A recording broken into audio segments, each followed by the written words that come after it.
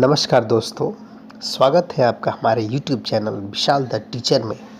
आज हम जीके में नेक्स्ट लेके आए हैं आपके लिए जो बाइडेन, जो कि अभी हाल ही में अमेरिका के नए राष्ट्रपति बने हैं।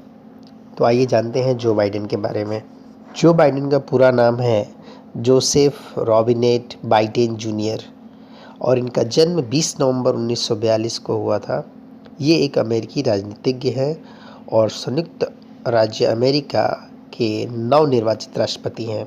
बाइडेन ने 2020 के संयुक्त राज्य अमेरिका के राष्ट्रपति चुनाव में वर्तमान राष्ट्रपति डोनाल्ड ट्रंप को पराजित किया है और 20 जनवरी 2021 को वो अमेरिका के 46वें राष्ट्रपति के रूप में शपथ लेने जा रहे हैं। डेमोक्रेटिक पार्टी के एक सदस्य हैं। बाइडेन ने 2009 से 2017 तक संयुक्त राज्य अमेरिका के 47वें उपराष्ट्रपति और 1973 से 2009 तक डेलावेयर के सीनेटर के रूप में कार्य किया है। आपको बता दें कि जो बाइडेन स्क्रैंटन, पेंसिल्वेनिया और न्यू कैसल काउंटी डेलावेयर में पले बढ़े हैं। उन्होंने अपनी शिक्षा डेलावेयर विश्वविद्यालय से प्राप्त की है और उसके बाद उन्होंने 1968 से सिरैक्यूज विश्वविद्यालय से कानून की डिग्री हासिल की है। 1970 में इन्हें न्यू कैसल काउंटी का पार्षद चुना गया और 1972 में जब उनकी आयु 29 वर्ष की थी तब उन्हें डेलावेयर से अमेरिकी सीनेट के लिए चुना गया और इस प्रकार वे अमेरिकी इतिहास के छठे सबसे कम उम्र के सीनेटर बने। बाइडेन सीनेट विदेश संबंध समिति के लंबे समय तक सदस्य रहे और अंततः इसके अध्यक्ष बने।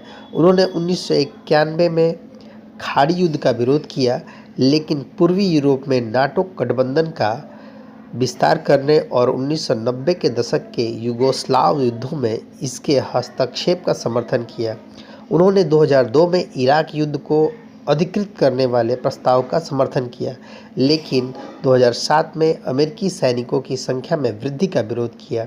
वो 1987 से 1995 तक सीनेट न्यायपालिका समिति के अध्यक्ष रहे और दवा नीति, अपराध की रोकथाम और नागरिक स्वतंत्रता के मुद्दों से निपटने, हिंसक अपराध नियंत्रण और कानून प्रवर्तन अधिनियम और महिलाओं के खिलाफ हिंसा अधिनियम को पारित कराने के प्रयास का नेतृत्व किया और रॉबर्ट कोर्क और क्लैरेंस थॉमस के लिए विवादास्पद सुनवाई सहित अमेरिकी सुप्रीम कोर्ट की 6 सुनवाइयों की निगरानी की।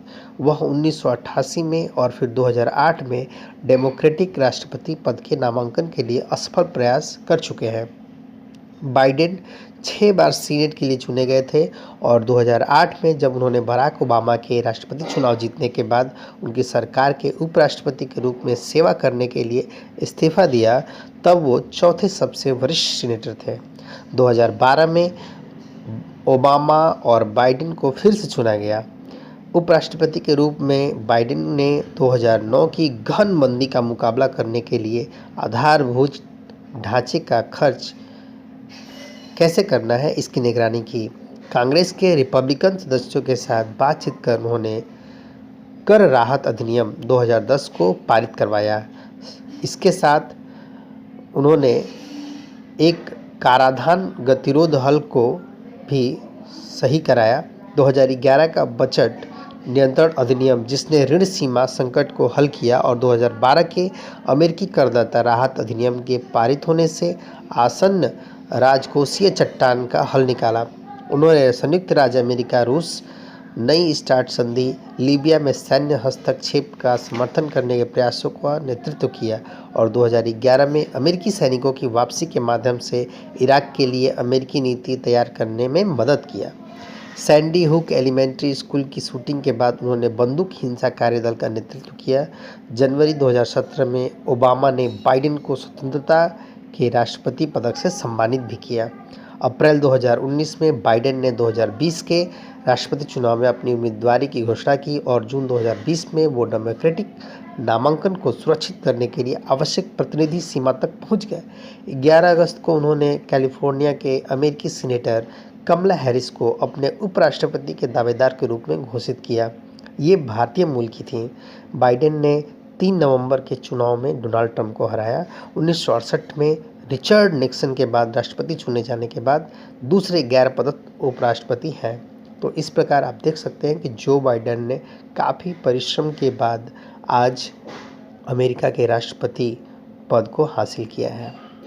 तो ऐसे ही जीके से संबंधित नए वीडियोस के लिए हमारे चैनल को सब्सक्राइब करें।